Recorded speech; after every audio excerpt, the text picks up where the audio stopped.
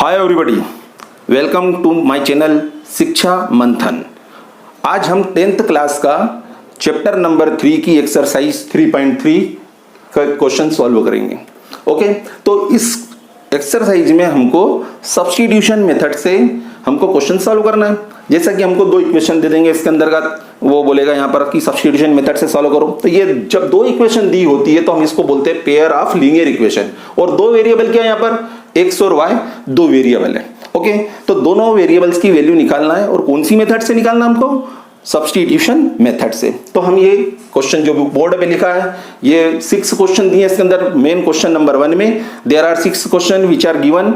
Okay, तो हम उसमें पहला क्वेश्चन ले रहे हैं। अब करना क्या उसके लिए, यहां पर देखेंगे solve the following pair of linear equation by substitution method. यानी सब्स्टिट्यूशन मेथड के द्वारा जो पेयर दे रखी है, पेयर का मतलब होता है दो इक्वेशन लीनियर। और लीनियर क्यों बोल रहे हैं हम इसको, क्योंकि यहां पर x और y दोनों की पावर अगर 1 हो तो उसको हम क्या बोलते हैं, लीनियर इक्वेशन बोलते हैं। ओके, तो ये फर्स्ट इक्वेशन हो गई, ये सेकंड इक्वेशन।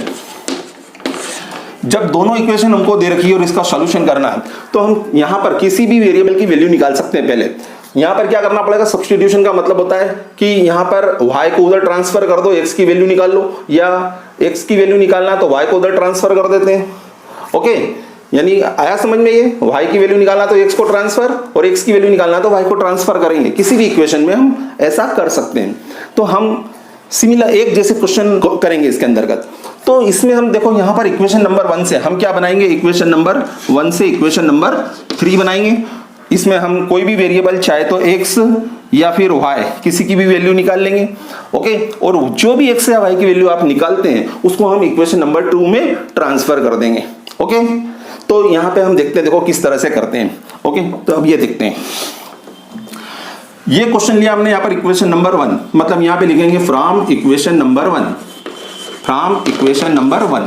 इक्वेशन नंबर 1 से हम 3 बना रहे हैं। तो यहां पर देखेंगे x plus Y equal to 14, ये हमको फर्स्ट इक्वेशन दे रखी है, x plus Y equal to 14। अब इसमें हम क्या करेंगे, हम चाहते हैं कि हम सबसे पहले x y में से x की वैल्यू निकालें। तो हम क्या करना पड़ेगा, हमको ये x को उधर ट्रांसफर कर दो, पहले y की वैल्यू निकालते हैं अपन यहाँ पर। तो y इक्वल टू क्या होगा, x को उधर ट्रांसफर कर देंगे। सब्स्टिट्यूशन मेथड में हम x को या y को राइट हैंड साइड में ट्रांसफर कर देते हैं। ओके, तो हम यहाँ लिखेंगे y इक्वल टू 14 का 14 और x को ट्रांसफर किया, यहाँ पर लिखेंगे माइनस एक्स, प्लस का x था उधर गया तो माइनस एक्स हो गया। यानी अब y की वैल्यू भी हमको मालूम नहीं, क्यों, क्योंकि 14 में से x माइनस करना, यानी x की वैल्यू तो हमको गिवन नहीं है। तो ये इसको हम इक्वेशन नंबर 3 दे देते हैं। यानी जितने भी हम क्वेश्चन करेंगे तो यहाँ पर y की वैल्यू निकालेंगे। y के आगे अगर कोई कोएफिशिएंट हो तो उस कोएफिशिएंट को यहाँ ट्रांसफर करके अपान में लिख सकते हैं, है ना। अब आगे देखते हैं हम, ये इक्वेशन नंबर 3 आ गई हमारी। अब ये जो y की वैल्यू आई है इसको हम कहां ट्रांसफर करेंगे, हम इसको ट्रांसफर करेंगे यहां पर इक्वेशन नंबर 2 में। तो यहां लिखेंगे putting the value of y, putting the value of y in equation number 2, in equation 2। अब 2 में ट्रांसफर करते हैं, पहले 2 को लिख लेते हैं हम यहां पर। तो इक्वेशन नंबर 2 दी है हमको, x minus Y equal to 4। अब यहां पर y की वैल्यू पुटअप करेंगे तो x से एज इट इज आ जाएगा। अब ये y की वैल्यू पुटअप करना हमको, तो यहां पर ध्यान देना माइनस का साइन है। y की वैल्यू में देखेंगे तो वेरिएबल नॉन वेरिएबल दोनों आ गए इसमें। तो ऐसी कंडीशन में हम क्या करेंगे, जब दो वैल्यू आ जाती है मोर देन 1, तो ऐसी कंडीशन में ब्रैकेट लगाना कभी मत भूलना। क्योंकि रीजन क्या है इसका, क्योंकि यहाँ माइनस का साइन है। अगर हमने ब्रैकेट नहीं लगाया तो आप 14 लिखोगे तो माइनस का 14 तो आएगा और माइनस का x ही लिख पाओगे।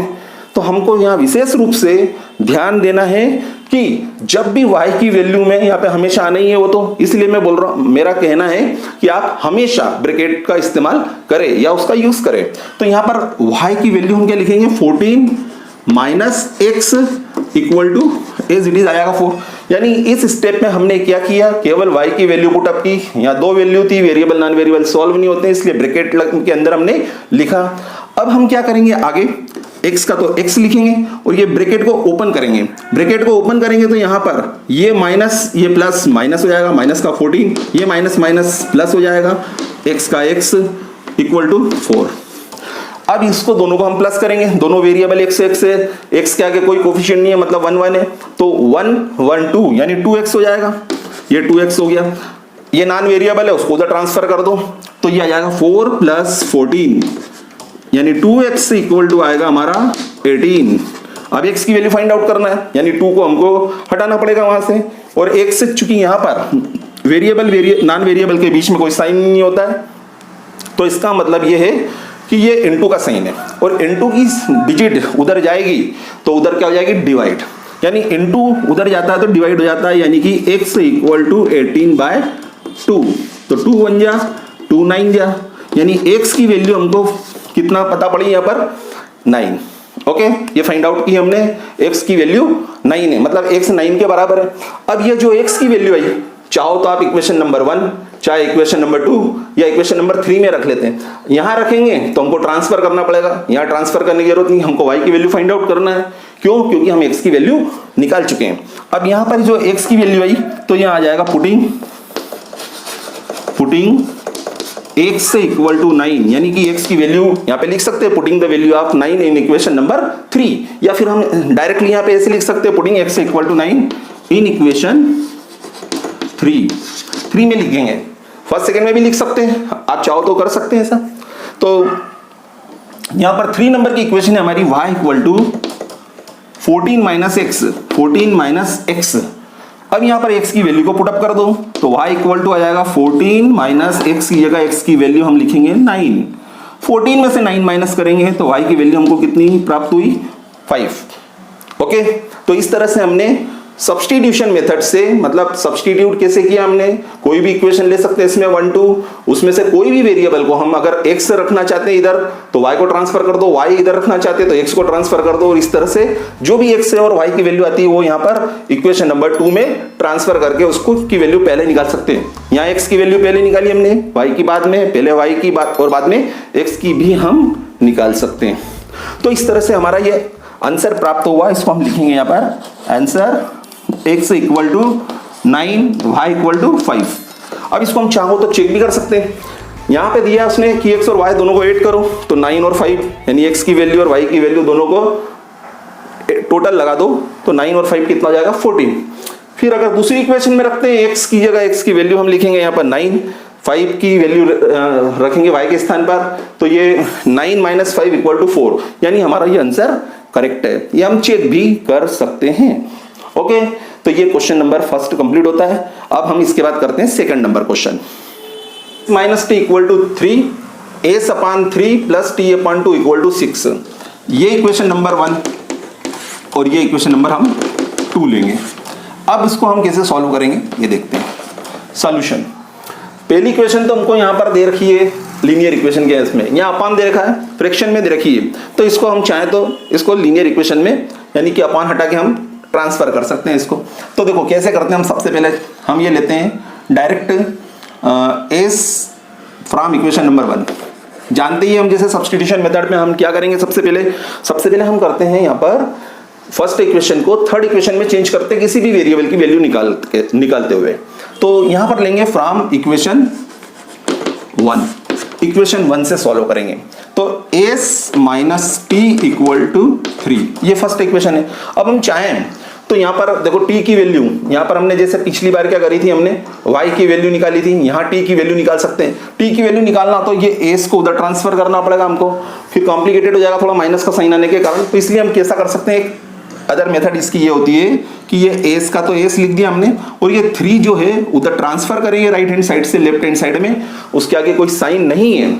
जब साइन नहीं होता है तो हम क्या मानते हैं, पॉजिटिव साइन, यानी प्लस का 3 है वो, और प्लस का 3 उधर से इधर आएगा तो ये हो जाएगा माइनस का, यानी s - 3 इक्वल टू t, यानी ये आ गया हमारा t की वैल्यू आ गई। तो ये इक्वेशन नंबर हम इसको 3 दे देते हैं। ओके, यानी इक्वेशन नंबर फर्स्ट से हमने इक्वेशन नंबर थर्ड बना ली, जो भी वेरिएबल आपकी इच्छा हो उसको लेते हुए, जैसे हमने t की वैल्यू निकाली है। अब ये जो वैल्यू निकालोगे आप, उसके बाद आप सेकंड इक्वेशन में हम इसको क्या कर देंगे, ट्रांसफर कर देंगे, ट्रांसफर कर सकते हैं इसके अंतर्गत। तो हम चाहें तो ये इक्वेशन नंबर सेकंड से करेंगे, यानी putting the value of t, putting the value of t in equation second, यानी ये सेकंड नंबर की इक्वेशन में हम कर रहे हैं ट्रांसफर। तो s/3 plus t/2 equal to 6 है। ये सेकंड इक्वेशन है। हम चाहें तो इसको पहले क्या कर सकते हैं, ये पुट करने के पहले हम इसको और इजी कर लेते हैं। कैसे करते हैं इजी, देखना आप यहां पर याद रखना। मैं 5 एरो मल्टीप्लीकेशन बताता हूं। जब हमको फ्रैक्शन दे रखी हो, दो फ्रैक्शन, उसके बीच में प्लस या माइनस का साइन दिया हो, तो यहां पे हम 3 एरो वाला मल्टीप्लाई करेंगे। अगर चाहो तो आप एलसीएम से भी कर सकते हैं हम, लेकिन हम क्या करेंगे 3 एरो, और बाद में जब 3 एरो के बाद जो फाइनल आंसर आएगा इधर लेफ्ट हैंड साइड का, उसका राइट हैंड साइड से डबल एरो मल्टीप्लाई कर देंगे। पहले 3 एरोज मल्टीप्लीकेशन, फिर 2, इस तरह से 5 एरोज मल्टीप्लीकेशन करेंगे तो हमारी इक्वेशन बन जाएगी। तो देखो कैसे करते हैं। सबसे पहले यहां देखते हैं, देखो यहां पर ट्रिपल एरो मल्टीप्लाई करते हैं। ट्रिपल एरो का मतलब होता है कि एस का 2 में मल्टीप्लाई कर देंगे। एस का 2 में मल्टीप्लाई करेंगे तो ये आ जाएगा 2s, फिर प्लस 3 का मल्टीप्लाई t में करेंगे तो यहाँ आएगा 3t। हो गया ये 2 का मल्टीप्लाई s में, प्लस का प्लस, 3 का t में मल्टीप्लाई करा 3t, ये दूसरा मल्टीप्लाई हो गया, सेकंड ये हो गया। थर्ड नीचे जो यहाँ पर डिनोमिनेटर है 3 और 2, इन दोनों का मल्टीप्लाई कर दो। तो इस तरह से ये 3 एरो मल्टीप्लीकेशन कर दिया मैंने। 3 एरो मल्टीप्लीकेशन कैसे किया गया समझ में। 2 का s में मल्टीप्लाई करा, फर्स्ट एरो हो गया। सेकंड एरो मतलब 3 का t में मल्टीप्लाई करा, और फिर नीचे जो ये एरो जा रहा है इधर 3 का 2 की साइड में, इसका मल्टीप्लाई करेंगे तो 3 2 जा 6 हो जाएगा और इक्वल टू 6। अब ये 2 और 3 प्लस तो होगा नहीं, क्यों, क्योंकि वेरिएबल डिफरेंट है। तो ऐसी कंडीशन में हम क्या करेंगे, यहां पर करेंगे डबल एरो मल्टीप्लाई।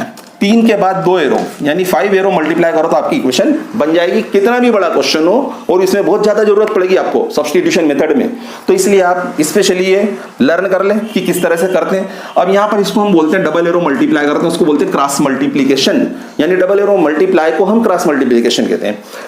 तो 2s प्लस 3t का 1 में मल्टीप्लाई करेंगे तो यहाँ आएगा 2s प्लस 3t, इसका हमने 1 में मल्टीप्लाई करा, यानी 1 का दोनों में मल्टीप्लाई करेंगे एज इट इज आ जाएगा। और ये 6 का 6 में मल्टीप्लाई करेंगे तो ये आएगा 36। ये इक्वेशन हमारी आ गई यहाँ पर। इसको सॉल्व करने पे अब इसमें हम t की वैल्यू को पुटअप करेंगे। तो t की वैल्यू यहाँ पर पुटअप करना हमको, तो यहाँ लिखेंगे s-3, तो ये हो जाएगा 2s प्लस 3, और t की जगह t की वैल्यू हम ले रहे हैं यहाँ पर s-3 इक्वल टू 36। ये हो गया। अब ये 3 का इसमें मल्टीप्लाई करना बाकी, ये तो एज इट इज लिखना हमको। ये 3 ब्रैकेट के बाहर है, मतलब ये 3t था, इन दोनों के बीच में साइन नहीं था, इनटू, तो यहाँ पे भी इनटू का साइन लेंगे। 3 का मल्टीप्लाई s में करेंगे, पहले s में मल्टीप्लाई होगा, फिर उसके बाद 3 का मल्टीप्लाई 3 में करेंगे, यानी 3 का s में, 3 का 3 में। तो देखो 2 का मल्टीप्लाई s में करेंगे तो ये 2s आएगा, प्लस 3 का s में मल्टीप्लाई करा तो 3s आएगा ये, फिर माइनस प्लस माइनस माइनस होगा, तो 3 का 3 में मल्टीप्लाई करा तो 9 equal to 36।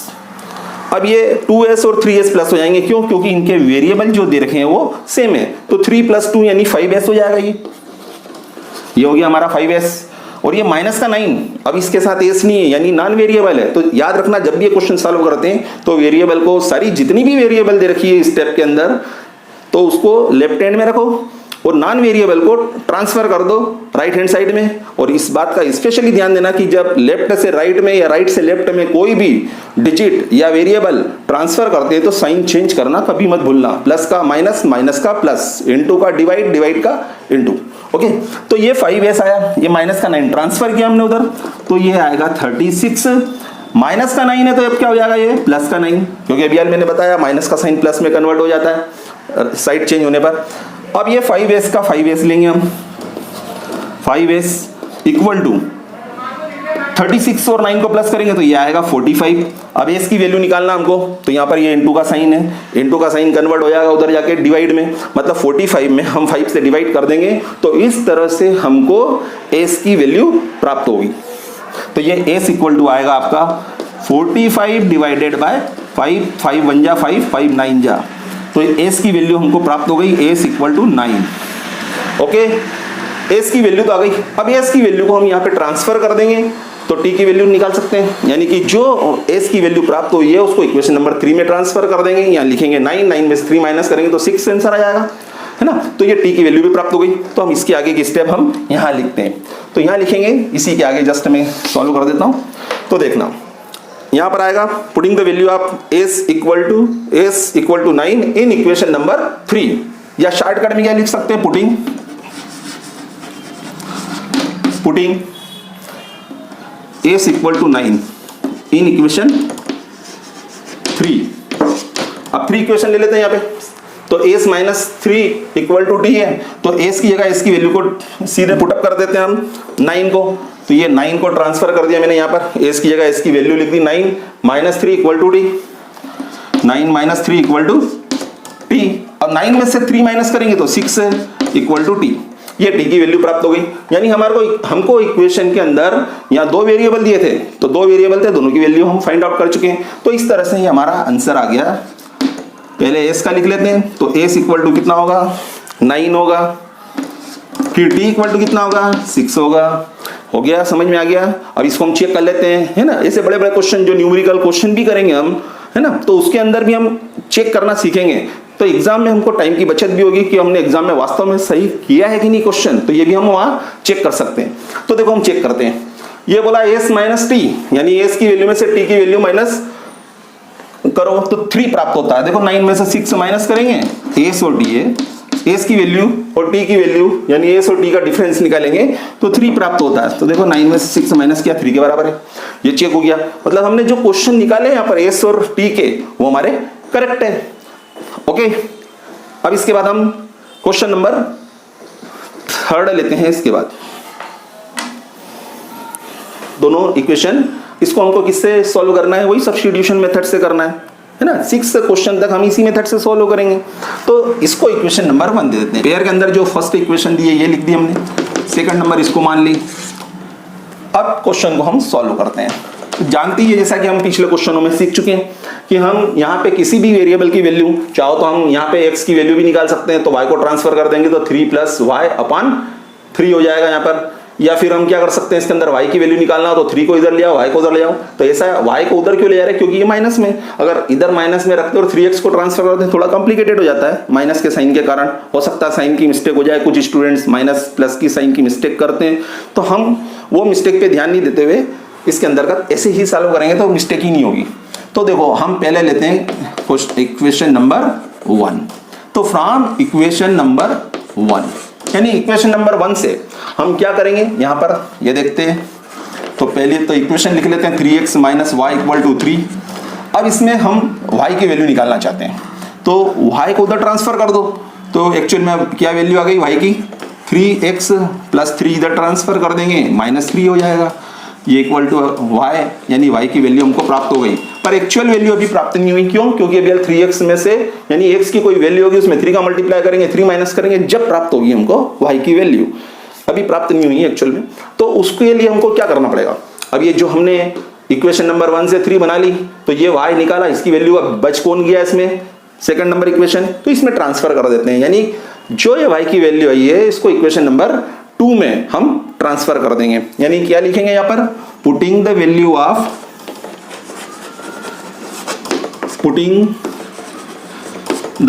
y, value of y in equation 2। Okay, अब इक्वेशन नंबर 2 को नोट डाउन कर लो। तो ये आएगा 9x minus 3y equal to 9। अब यहाँ ट्रांसफर करते हैं वैल्यू उसको y की। तो ये y की लिखना है वैल्यू, बाकी किसी भी नंबर पे और वेरिएबल पे कोई इंपैक्ट नहीं पड़ेगा, एज इट इज लिखेंगे बाकी को। तो इसी तरह से हम लिखते हैं यहाँ पे 9x के नीचे 9x, माइनस के नीचे माइनस, 3 के नीचे 3, और y की जो वैल्यू आई तो y किसके बराबर है, 3x माइनस 3 के, यानी right hand side left hand side के इक्वल है। तो यहाँ पर फिर ब्रैकेट लगाएंगे, क्यों, क्योंकि ये माइनस नहीं हो रहे। तो ऐसी कंडीशन में हम यहाँ लिखेंगे 3x माइनस 3 है ना equal to 9, as it is आ गया बाकी। अब ये 3 का मल्टीप्लाई करेंगे इसमें। अब मल्टीप्लाई करते समय बड़ा स्पेशली ध्यान देना पड़ेगा हमको, क्यों, क्योंकि 3 का मल्टीप्लाई नहीं करना, -3 का। तो ये माइनस, या यूं समझो कि माइनस का साइन आया तो दोनों अंदर साइन चेंज हो जाएंगे, ये प्लस है तो माइनस हो जाएगा, ये माइनस है तो प्लस हो जाएगा। चलो मल्टीप्लाई करते हैं हम नेक्स्ट स्टेप में। तो 9x का 9x लिखेंगे, फिर माइनस 3 3 9x आ गया माइनस प्लस माइनस, 3 3 जा 9, x एज इट इज, फिर माइनस का माइनस वाले डिजिट में मल्टीप्लाई करेंगे। ये -3 का मल्टीप्लाई -3 में किया, ये मल्टीप्लाई का सही नहीं यहाँ पे, तो ये आ जाएगा प्लस का 9 इक्वल टू 9। अब यहाँ पे इसको सॉल्व करने जाएंगे। यहाँ देखो x से वेरिएबल सेम है, तो ये नंबर या डिजिट जो भी दी हो यहाँ पे सॉल्व हो जाती है। तो 9 और 9 अब ये करने जाएंगे सॉल्व, तो ये तो 0 हो जाएगा। क्यों? क्योंकि ये प्लस का 9 है, माइनस का 9 है, मतलब 9x से 9x कैंसिल हो जाएगा। अब हमारा यहाँ पर 9 इक्वल टू 9 आंसर आ रहा है यहाँ पर। अब ये हम चले थे यहाँ पर वेरिएबल की वैल्यू फाइंड आउट करने, लेकिन यहाँ देखेंगे तो वेरिएबल ही कैंसिल हो गया। अब क्या होगा, अब आगे देखते हैं हम। यहाँ पर इसको सॉल्व करते हैं। अब यहाँ पे तो वैल्यू पुट अप कर नहीं सकते हम यहाँ पे x की, तो अब इक्वेशन नंबर सेकंड में देखते हैं हम, है ना। फ्रॉम इक्वेशन सेकंड या 2 भी बोल सकते हैं हम इसको। यहाँ 9x दिया है, 9x minus 3y equal to 9।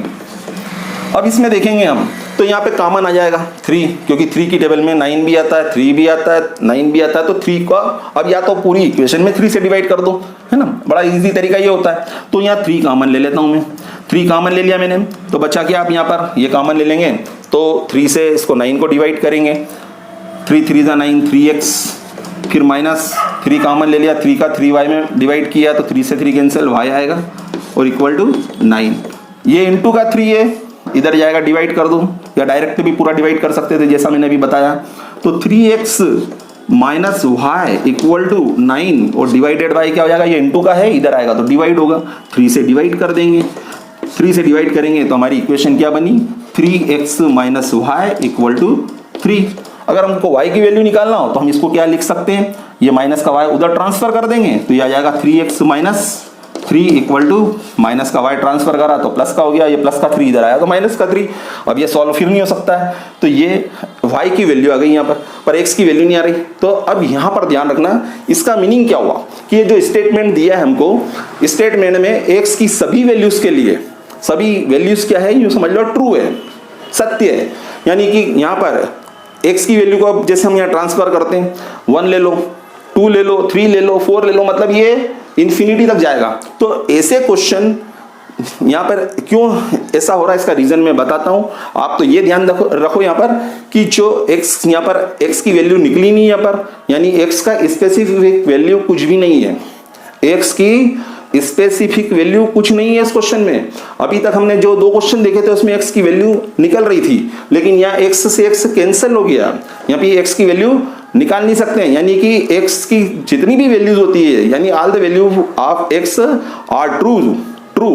और रीजन क्या है इसके पास, क्योंकि कारण क्या है, क्योंकि हम x की वैल्यू फाइंड आउट नहीं कर सकते हैं स्पेसिफिक वैल्यू को। तो इसी प्रकार से हम y की स्पेसिफिक वैल्यू भी नहीं निकाल सकते हैं। एक एक यही थी, उसमें ध्यान देना, एक एक वैल्यू। यहाँ अगर x की वैल्यू यहाँ पे निकला ही नहीं, मतलब 0 ले लेते हैं, यहाँ पे 1 ले लेते हैं, सपोज करो, चलो 1 लिया हमने, तो यहाँ पर 3 1 जा 3 माइनस 3, तो y की वैल्यू 0 हो जाएगी। यहाँ 2 लेंगे तो 3 2 जा 6, 6 माइनस 3 यानी 3 आ जाएगी। यानी स्पेसिफिक वैल्यू नहीं है तो सारी वैल्यू ले सकते हैं हम x की, 1 2 3 4 5 6 इनफाइनाइटली। तो इसलिए हम क्या लिखेंगे यहाँ पर कि ऐसा क्यों हो रहा है इस क्वेश्चन के अंतर्गत, ओके, कि x की जब स्पेसिफिक वैल्यू कैलकुलेट नहीं की तो y की भी नहीं आ रही है, इसकी भी y की वैल्यू भी हम कैलकुलेट नहीं कर सकते हैं कोई स्पेसिफिक वैल्यू। तो इसका मतलब, इसका रीजन ये है क्योंकि ये इक्वेशन हमारी क्या है, सेम है। ऐसा क्यों हुआ, क्योंकि ये इनफाइनाइटली मेनी सॉल्यूशन कब आता है, जब ये इक्वेशन में सारी वैल्यूज, यानी कौन कौन सी, यहाँ पर ध्यान देना, x का कोएफिशिएंट, y का कोएफिशिएंट और कांस्टेंट नंबर तीनों इक्वल होते हैं। ओके, तो देखो हम कैसे लिखते हैं यहाँ पर, ये हम आगे पढ़ेंगे। यहाँ पर इसको बोलेंगे a1, ये a2, इसको y के कोएफिशिएंट को मानेंगे b1, यहाँ y के कोएफिशिएंट को मानेंगे b2, इसको मानेंगे c1, ये c2। ये तीनों वैल्यू लेके मैं बताता हूँ आपको ऐसा क्यों हुआ। तो 3/9 ये वैल्यू ले लो, x के कोएफिशिएंट ले लो 3 और 9। इसी तरह से साइन सहित लेंगे तो y के कोएफिशिएंट ऊपर क्या है, -1, नीचे -3 है, तो ये -1/-3। अब कांस्टेंट नंबर ले लेते हैं, कांस्टेंट नंबर इक्वल टू क्या, उधर जिसके साथ x y नहीं होता है वो कांस्टेंट नंबर होती है, तो यहाँ लेंगे 3/9। अब यहाँ देखेंगे तो माइनस से माइनस कैंसिल कर दो, सब जगह देखना। हम यहाँ पर 3 1 जा 3 3 जा 1 3 3 1 जा 3 3 जा, तो इस तरह से ये 1/3 1/3 1/3 तीनों सेम आए। तो आगे जाके पढ़ेंगे हम। तो जब a1/a2, b1/b2, c1/c2 अगर तीनों इक्वल होते हैं तो ऐसे इक्वेशंस का जो हमको सिस्टम ऑफ इक्वेशंस दे रखा है उसका आंसर क्या होता है? Infinitely many solution. तो अब इसका आंसर हम क्या लिखेंगे? अब इसका आंसर आएगा कि दिस इक्वेशंस हैव, दिस मतलब ये दोनों इक्वेशन, इसकी क्या है? Have infinitely many solution. यहां लिख देते अपन, these equations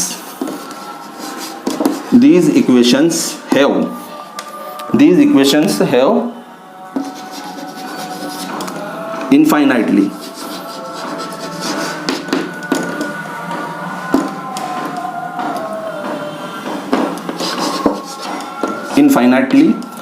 many solution।